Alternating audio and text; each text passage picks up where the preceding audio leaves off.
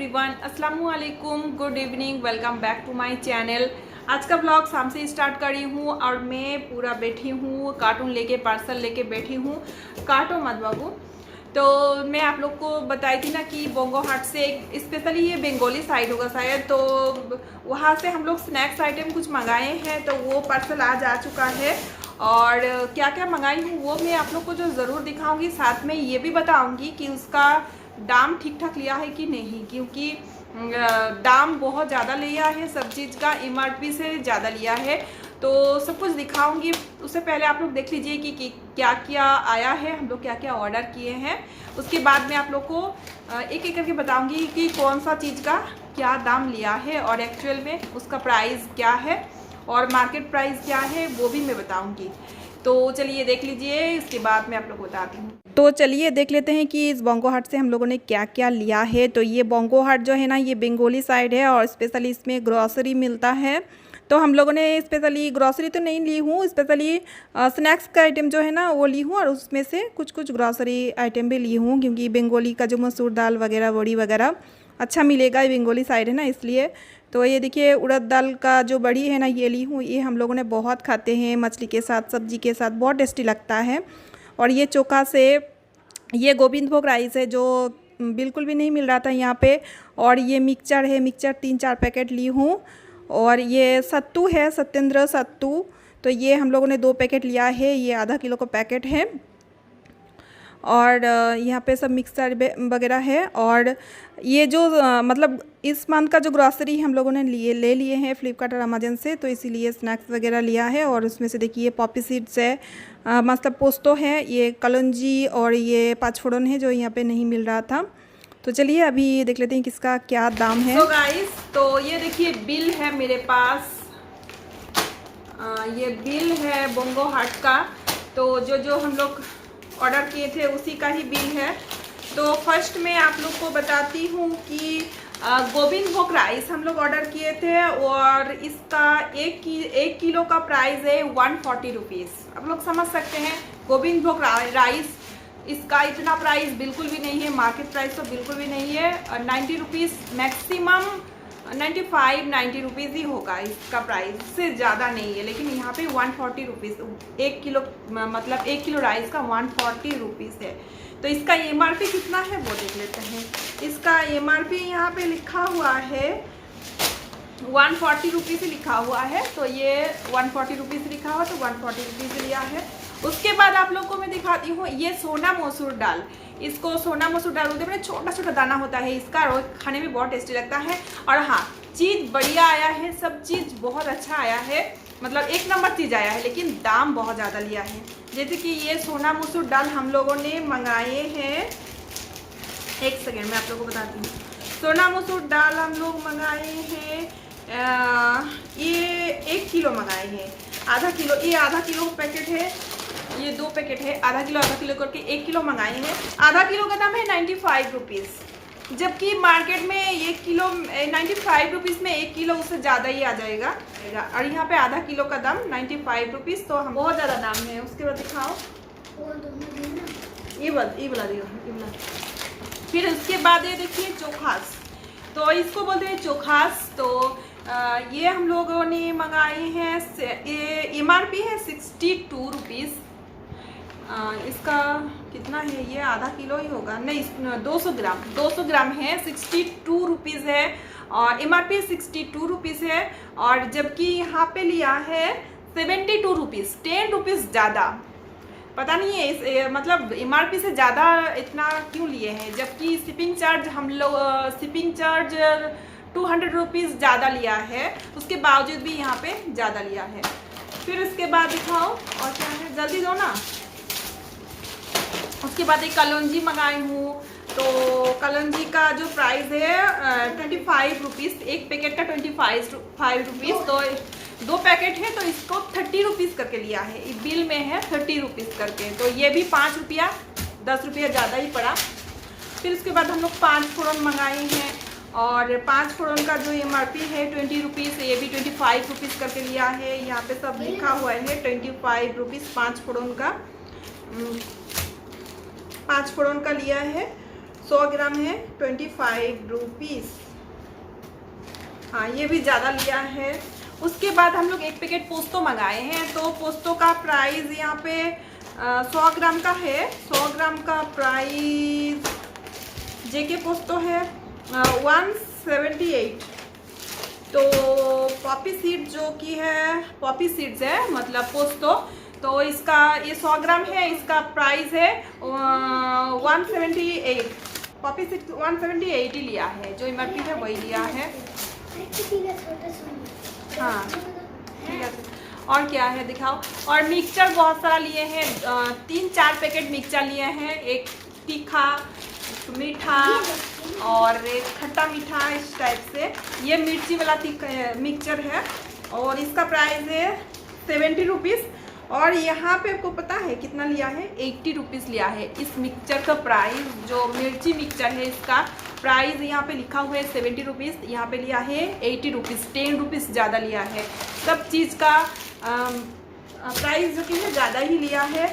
यहाँ पे ये क्या है, ये सत्तू है। सत्तू हम लोगों ने 1 किलो मंगाए हैं, 2 पैकेट दिया है, आधा किलो करके। और इसका प्राइस, सत्तू का प्राइस 71 रुपीज़ लिखा हुआ है। और यहाँ पे हम लोग देखते हैं सत्तू का प्राइस कितना लिया है। यहाँ पे लिखा हुआ है 71 रुपीज़। और यहाँ पे सत्तू का जो प्राइस लिया गया है 80 रुपीज़। 80 रुपीज़ MRP से ज़्यादा, आप लोग समझ सकते हैं। तो ऐसा है।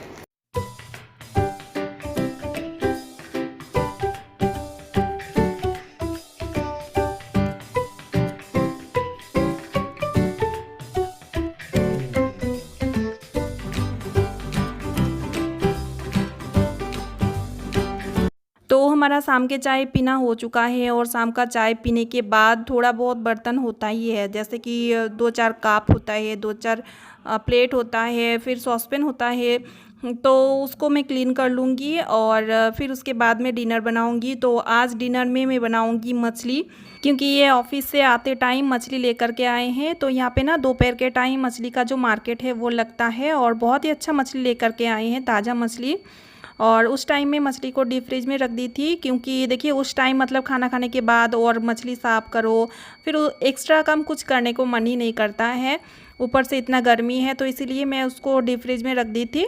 और शाम के टाइम उसको निकाल ली थी, ताकि वो नॉर्मल हो जाए। नॉर्मल हो चुका है, अभी मैं इसको क्लीन करूँगी। और यहाँ का एक चीज़ मुझे बहुत अच्छा लगा कि मछली वाला मछली को अच्छे से काट के और इसको ना बहुत अच्छे से क्लीन करके देते हैं। तो मुझे ना घर में उतना तामझाम नहीं करना पड़ता है। फिर भी मैं मछली को 2-3 पानी से धोई हूँ, और इसको नमक पानी से धोती हूँ, तो बहुत अच्छे से क्लीन हो जाता है। तो बस मैं धो लूँगी और उसके बाद में इसको तुरंत फ्राई कर लूँगी। और फ्राई करने के लिए इसको मैं मैरिनेट करके रखूँगी थोड़ी देर के लिए।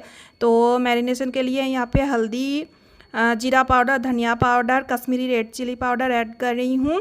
और ऐड करेंगे स्वाद अनुसार नमक। और इस तरीके से मसालों के साथ मछली को मिक्स कर लेंगे।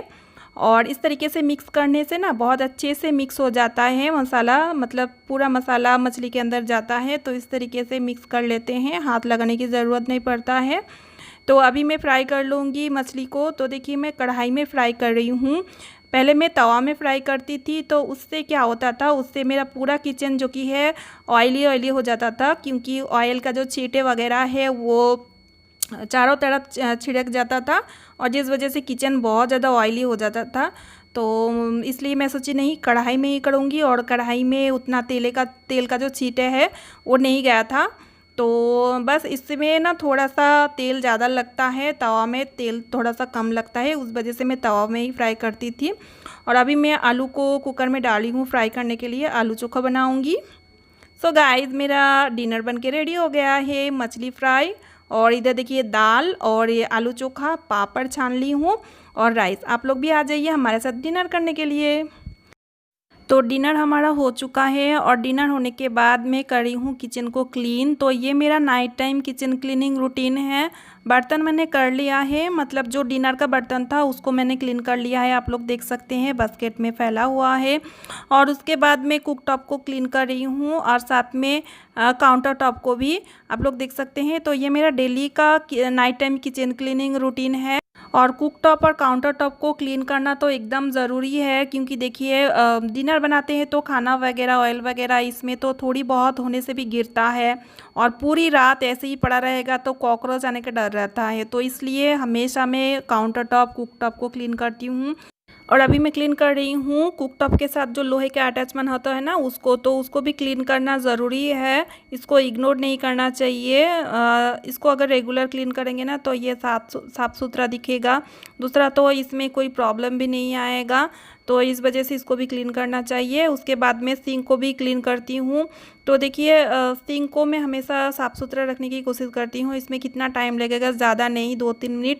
तो बस भीम लिक्विड डाल देती हूँ, फिर इसके बाद स्क्रबर से इसको रब कर देती हूँ, तो ये बहुत अच्छे से क्लीन हो जाता है। हालांकि यहाँ पे पानी का प्रॉब्लम है, इसीलिए थोड़ा सा लाल लाल जो पानी का आयरन है वो दिखता है।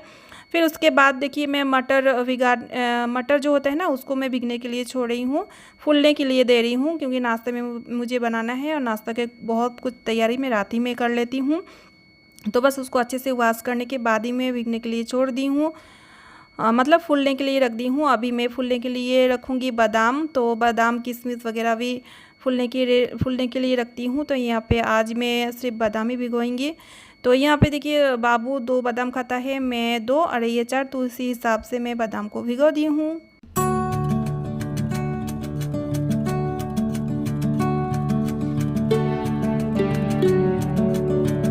Good morning everyone. आज नेक्स्ट डे है, कल मैं व्लॉग को और कंटिन्यू नहीं कर पाई। तो एक साइड में मैं मटर चढ़ा दी हूँ, मतलब मैं अभी ब्रेकफास्ट बना रही हूँ, और ये मैं तैयार की हूँ बाबू के लिए ब्रेड जैम। तो वो बोला अभी का अभी मुझे ब्रेड जैम खाना है, तो इसीलिए उसको तैयार करके दे दी। तो अभी मैं बादाम छील रही हूँ, और इस साइड में मैं मटर चढ़ा दी हूँ जो घुगनी बनाऊँगी। और इस साइड में मेरा ब्रेड भी सीख चुका है, घुगनी भी तैयार हो चुका है। तो अभी हम लोग ब्रेकफास्ट करेंगे, और बहुत ही यम्मी सा टेस्टी सा ब्रेकफास्ट मेरा बनके तैयार हो गया है। घुगनी और ब्रेड, एकदम प्योर बंगाली ब्रेकफास्ट है ये। और ब्रेकफास्ट करने के बाद मैं घर का बहुत सारा काम कर ली हूँ। बाबू का क्लास भी हो चुका है, तो उसका ना मैसेज आया था तो ये 10 बजे से क्लास होगा, तो इसीलिए फटाफट से सभी काम मैं कर ली हूँ। और मैं नहा ली हूँ। नहाने के बाद 2-4 कपड़ा था जिसको मैं खंगाल रही हूँ। तो ये सब कपड़ा को मैं नहाते टाइम धो ली थी, तो खंगाली नहीं थी, तो अभी जस्ट खंगाल रही हूँ। और खंगालने के बाद इसको सूखने के लिए दे दूँगी। तो देखिए 2-4 कपड़ा था, तो इसलिए मशीन नहीं चलाती हूँ। आप लोग को पता होगा कि 2-4 कपड़ा रहता है तो मैं हाथ से ही धो लेती हूँ, मशीन वगैरह नहीं चलाती हूँ। 2-4 कपड़ा के लिए मशीन चलाना अच्छा भी नहीं लगता है। और सुबह सुबह बहुत सारा मेरा काम हो चुका है, झाड़ू पोछा डस्टिंग सब कुछ हो गया है। मैट वगैरह भी मैं धो के उसको सूखने के लिए छोड़ दी हूँ। और सुबह सुबह ये जो कपड़ा, ये कल का कपड़ा था एक्चुअली, तो इसको मैं भीगा था तो इसको पसारी थी, ये सूख चुका है। तो इसको मैं उठा लूँगी, और इसी जगह में मैं जो अभी कपड़ा जो खंगाली ना उसको मैं सूखने के लिए पसार दूँगी।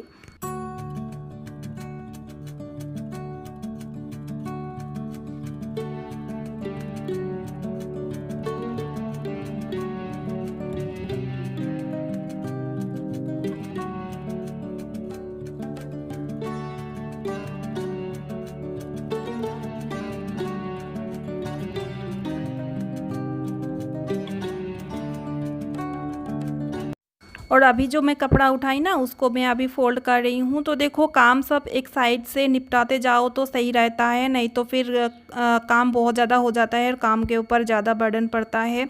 तो ये सब कपड़ा अगर रख दूँगी ना कि नहीं शाम के टाइम फ़ोल्ड करूँगी तो ये रखा रह जाएगा, फिर दूसरा काम में मैं बिज़ी हो जाऊँगी। क्योंकि देखिए अभी भी थोड़ा बहुत काम पड़ा हुआ है, क्योंकि इस रूम पर बाबू का क्लास चल रहा था, जिस वजह से बेड को मैं मतलब सही नहीं कर पाई थी। और जो ब्लैंकेट वगैरह है उसको तो मैं उठा के रख दी हूँ, तो बस बेडशीट को मैं झाड़ दी हूँ। और जैसे कि मैं आप लोग को बताई कि बाबू का क्लास चल रहा था, तो इसलिए देखिए उसका टेबल भी बिखरा पड़ा हुआ है, तो बस उसको सही कर दूँगी। ये 2-4 मतलब काम था तो उसको भी मैं समेट रही हूँ, क्योंकि मेरे पास टाइम है अभी लंच के लिए। तो अभी हस्बैंड आए नहीं है, आने वाले भी नहीं है, क्योंकि अभी 12 बज रहा है। तो अभी कहाँ आएंगे, 1 बजे आएंगे। तो मैं सोची कि ये सब काम जो कि इसको भी समेट लूँगी। तो फ्रेंड्स देखिए, ये देखिए आलू, देखिए जो मछली का ग्रेवी बनाई हूँ वो, और यहाँ पे राइस। और बस मैं किचन को भी क्लीन कर ली हूँ, साथ में 2-4 बर्तन होता है उसको भी मैंने क्लीन कर लिया है। तो चलिए फ्रेंड्स, आज का ब्लॉग भी मैं यहीं पे एंड करने वाली हूँ, क्योंकि कल से मैं ब्लॉग को स्टार्ट की हूँ और अभी तक चल रहा है। तो बस आज का ब्लॉग यहीं पे एंड करती हूँ। होप कि आप लोग को मेरा ये ब्लॉग पसंद आएगा। अगर पसंद आएगा तो वीडियो को मेक श्योर लाइक करना, जो भी मेरे चैनल पे न्यू है तो सब्सक्राइब करना और साथ ही साथ बेल आइकन को प्रेस करना मत भूलना, क्योंकि मेरा न्यू वीडियो का नोटिफिकेशन आप लोग को टाइम टू टाइम मिल जाएगा। तो चलिए मिलती हूँ मेरा कोई नेक्स्ट ब्लॉग में, तब तक के लिए गुड बाय, अल्लाह हाफिज़ एंड थैंक्स फॉर वॉचिंग।